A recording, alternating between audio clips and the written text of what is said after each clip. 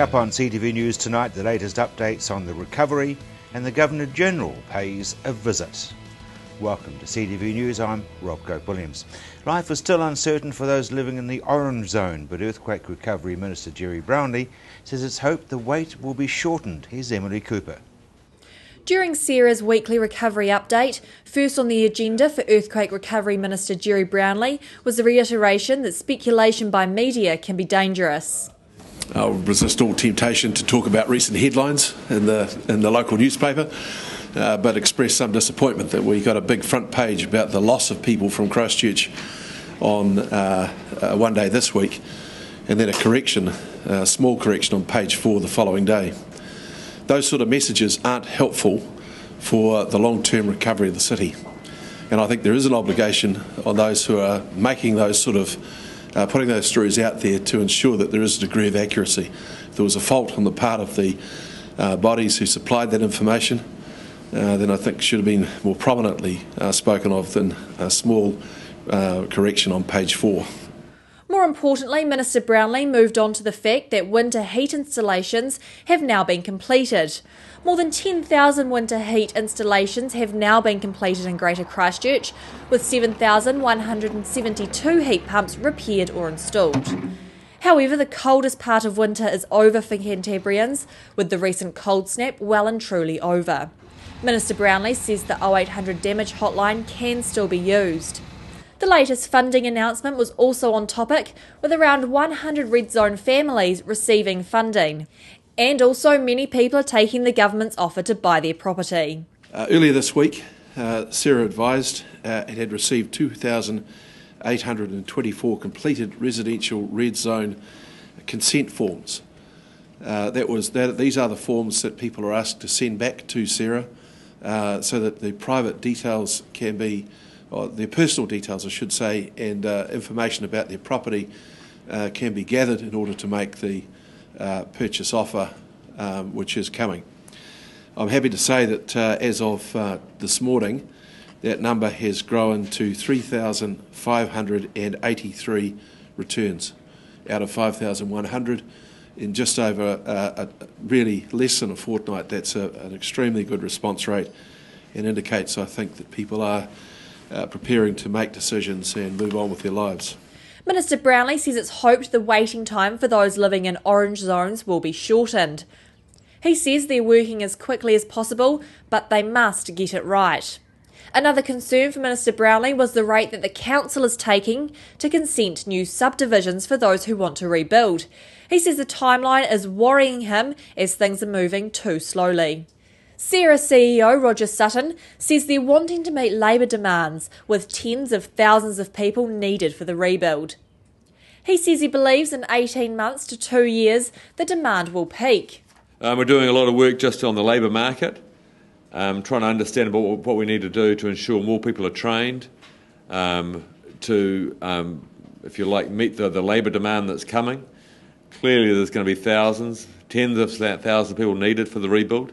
And there's a lot of work going on between ourselves, with unions, with Polytechs, with businesses, with the construction industry, to try and understand exactly what that demand is going to be. We think that demand is probably going to be peaking sort of 18 months, 2 years away, but there's a lot of work going on at the moment by a lot of people to try and make sure we've got a really good picture of what we need to do. And as of this week, around 550 properties have been approved to make safe, partially or completely demolish. So as at Wednesday this week, 553 properties have been approved for make safe, partial or full demolition. Just a little over 460 letters have gone out and we've instructed 320 jobs to be done at this point.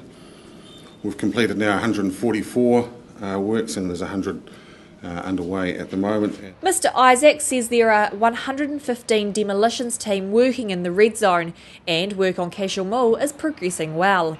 As well as this, 220 teams from the EQC are working on different assignments in the city, including the white zone. Reid Stiven from the EQC says new contents claims are growing, with 1,300 alone this week. He says the EQC will be vigilant about fraudulent claims. He says a very small team is working on these claims, which include claims from contractors and contents. He says there are 37 claims under review. Now, this is the homeowner's money that we're charged with protecting here, so we have to be prudent about everything we pay. And if we're not happy with it, we're like any other business, we've got to be sure what we're paying is actually what we're able to pay. And finally today, Minister Brownlee paid his respects to Fletcher Construction's CEO Bill Perry, who died of meningitis over the weekend. He says he was a get-on-with-it-and-do-things man, and his death was a huge loss not only for his family, but also Christchurch. The Governor-General paid a visit to Lyttelton today. Samantha Early went to Lyttelton to meet him. Anyone who's been to Lyttelton knows to expect the unexpected, and it was no exception for the Queen's New Zealand representative. Governor-General, the Right Honourable Sir Anand Sachinand, was treated to an impromptu performance by the Loons Theatre Group, rehearsing a scene from Shakespeare's Macbeth on the Volcano Cafe site. Sir Anand and his wife, Lady Susan Sachinand, have been frequent visitors to Christchurch since the February quake.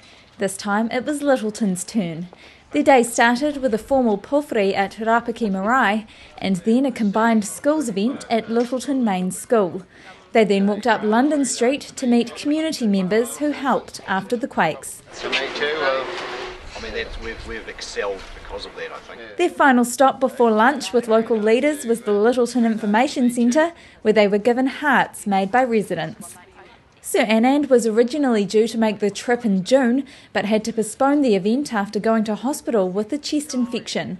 Now in better health, he was pleased to see the progress in the port town. Although Lyttelton was grievously damaged, there's a lovely sense of a journey beginning, of people who are on a recovery path and who are beginning to feel confident that everything will come right out of this.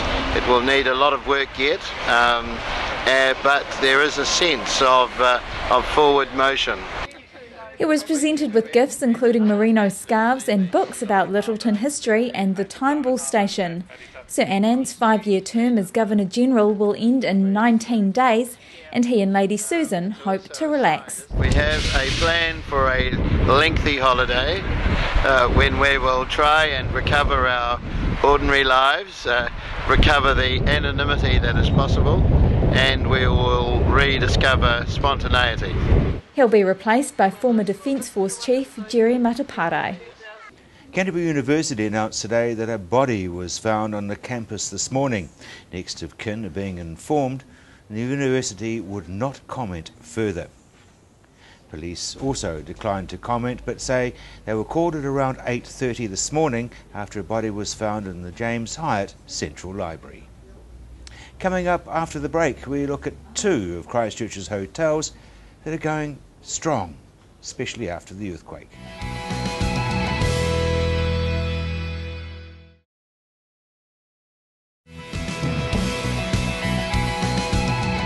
Welcome back. The George Hotel has won another top award, as Gracie Fee explains. The George Hotel is helping pave the way for Christchurch businesses to get back on their feet. The hotel was ranked second in Travel and Leisure magazine's World's Best Service survey, making them the top hotel in New Zealand. They went on to make the overall top 10 hotels in Australasia, the only other New Zealand hotel being Sofitel in Queenstown. The awards are sending out a clear message the city's open for business, and quality business at that. The underlying message is it's not just sort of about the George for us, it's about the fact that the Christchurch still can show the world that we are open for business, that there's still things here for people to do, not just 5-star hotels. There is, we've got a full range of visitor activities that are available. So I think it's a really positive thing for all of Christchurch to be able to be sending out a message and think, hey, yep, there are people that are still on their feet and trading, and we need that in order to keep things moving forward. After the February quake, the hotel, situated on Park Terrace, was originally within the cordon and wasn't fully operational for a month, even though engineers had cleared the premises the day after the quake. Such disruptions have made the award all the more significant. For us, it's just fantastic that it's sort of a sign that through all of this, Christchurch is still up and running, and it can help send that message out to the international marketplace that not only are we still up and running, but we're still able to operate at an international level. While it's early days for the hotel to have experienced the benefits of such positive business, they're still busy, even though it's the off-season. Visitor numbers overall internationally have dropped into Christchurch. However, because there's a lot less hotels open, we're actually experiencing similar numbers in the hotel itself. Our New Zealand visitor numbers, mostly through sort of corporate market, have actually increased, again because of the drop in hotels open around the city. So we're actually trading a little bit busier than we'd normally be at this time of year. Their expected quiet winter disrupted by the massive drop in room supply across the city. There were 3,700 hotel beds operating in Christchurch. These are major hotels that are members of the New Zealand Hotel Council. Currently there's just over 800 operating. Damaged venues have also meant the corporate market's thriving. There's a lot of corporate people that still need to operate their business. Some of them, have a lot of work to do to sort their businesses out and get them up and running, and source and operate in different locations and that sort of thing. So there's still a lot happening. So speculation Christchurch may have lost its renowned conference market because of the lack of venues is simply not the case. Like the room side, conferencing is also actually busier. We've got a half a dozen function rooms that cater for anything from sort of 2 people, just a very small meeting, up to sort of 150 people for a cocktail reception, or 90 people for a seated function. But there's been a strong demand for those facilities as well, again because of the reduction in the facilities available. So those have been particularly busy. The George Hotel testimony business is not necessarily compromised by Christchurch's tough year. And like the George Hotel, Otahuna Lodge in Taitapu is showing visitors Christchurch is still a quality destination. The lodge opened on Monday, less 11 of their chimneys, but owners hope their reopening will be a morale boost for Cantabrians. New Zealand's largest historic residence has had an interesting 116th year, but has not lost its foundation. Otahuna Lodge, built in 1895, reopened this week after being out of business since February's earthquake. They'd sustained damage on September 4 and had only just got back up and running. Of course, after reopening on the 10th of January, we had the 22nd February earthquake, which did do some damage to us, and certainly enough to force us to shut down again, but it was principally cosmetic. So we worked through that and then reopened earlier this week. And as for the first 5 days' success? Oh, it's been great. It's been an absolutely great week. 1, we've had fantastic weather, which is always nice. 2, we've seen a lot of interest in our cooking lessons. So we're doing cooking lessons in July, August, and September. In fact, some of those have been so popular that we put on additional days. 10 of the 11 chimneys have been rebuilt exactly as they were before they collapsed in last September's earthquake. The original bricks recycled and put to use as a patio area, retaining the building's heritage. As for the effects on business, they'll have to wait and see. Of course, most of our international guests come between really November and March, so we're not quite ready yet to see them. And what we are seeing is a lot more interest from Christchurch and Canterbury locals to come out for cooking lessons, to come out for weddings at Otahuna, for corporate events and other things like that. So it's really tremendous seeing that business really go up, even if we're not seeing the international visitors back quite yet. Original thinking that's improved visitor numbers by tapping into the local market. For a cooking lesson, guests arrive, they'll get a quick tour of the house, then they go in and have about 2 hours with our head chef Jimmy, and then enjoy what they've eaten, or eat what they've enjoyed making, and then they have a tour of the Potager garden, so they actually go in and see the gardens and what's growing in them right now. And it's not just the locals who are keeping their spirits high. The support from locals and people the world over about our reopening has been tremendous. We've had so many messages coming from people who are so happy to see that we're back doing what we do best at Otahuna, and it's really rewarding for us to see the lodge looking good again. And international visitors have not been scared off and are more determined than ever to support the lodge. We do a lot of marketing overseas, and at the moment it seems bigger than ever for Christchurch and Canterbury. You know, people, I think, globally really want to support us. They really want to see us get back on our feet. Obviously, we're not the first major city in the world to have an earthquake. We know these can happen in lots of parts of the world, but they've been incredibly kind to us. At $1,100 per night, their biggest markets are the US, UK and Australia, but they also have a lot of Kiwi guests who come for the day, a broad market making it all the more important to keep functioning and boost the city's business morale. But such detailed interior repair doesn't come cheap. It is a multi-million-dollar claim for us at Otahuna, so it is quite significant. But on the bright side, we're really thankful to our insurers. They've been really helpful to us, and they've really allowed us to go ahead and do what we need to do, which is in everybody's best interest, so that we can get back up and running as soon as possible. Yet another assurance, international business is not lost in Christchurch. The Canterbury District Health Board is warning Christchurch whitebaiters fishing in or around the Avon River, Heathcote and Avon Heathcote estuary this season because of sewage contamination. There have been warnings in place regarding the gathering of fish or shellfish in these areas since the February earthquakes. Canterbury Medical Officer of Health, Dr. Alistair Humphrey, says that the whitebait season beginning on August the 15th, it is important that local whitebaiters continue to heed the warnings against fishing. Earthquake damage to Christchurch's sewerage and wastewater systems means that there are ongoing discharges of untreated sewage into the rivers and estuary. Dr. Humphrey says any whitebait caught in these rivers will also be contaminated and could make people very sick if eaten.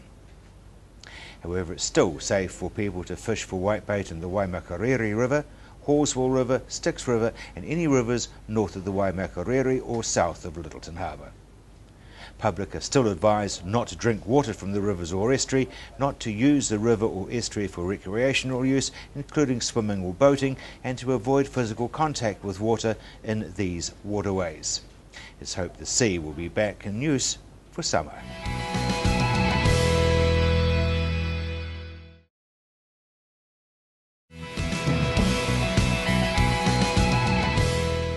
Cantabrians have found a new way to shop as Jenny Tibshuri from Canterbury University's journalism school found out.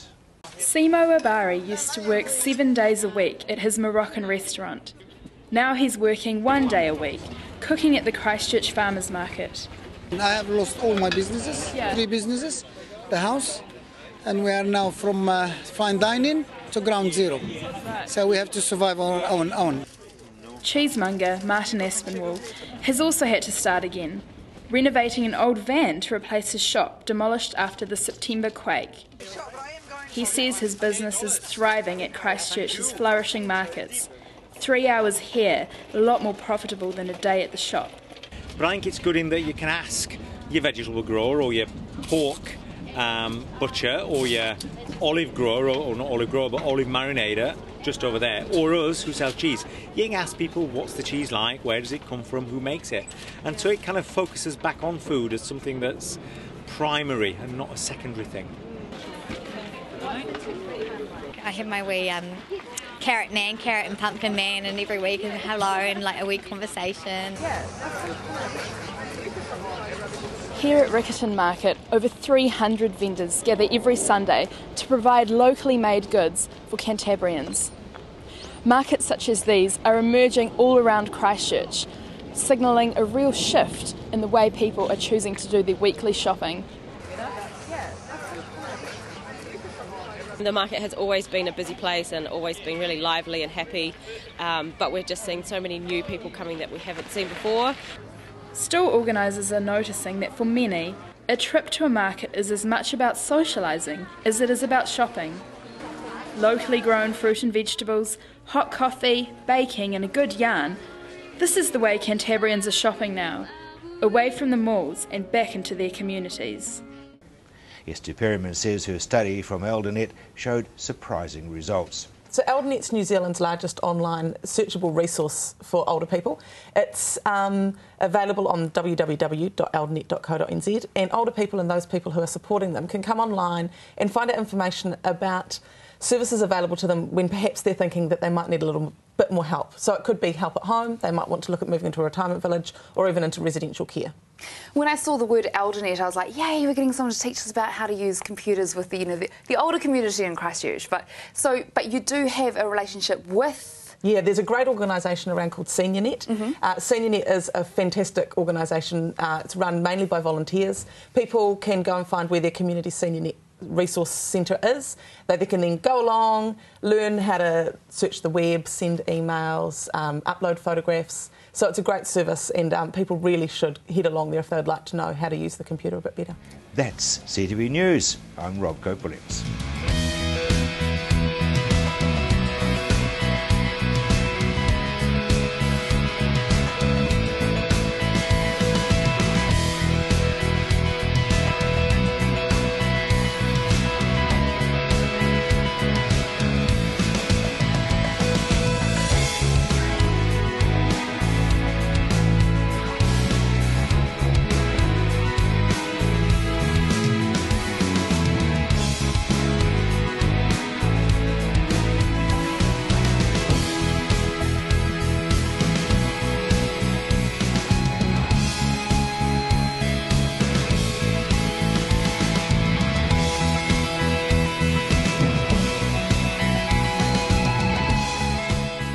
Supporting local content so you can see more of New Zealand on air.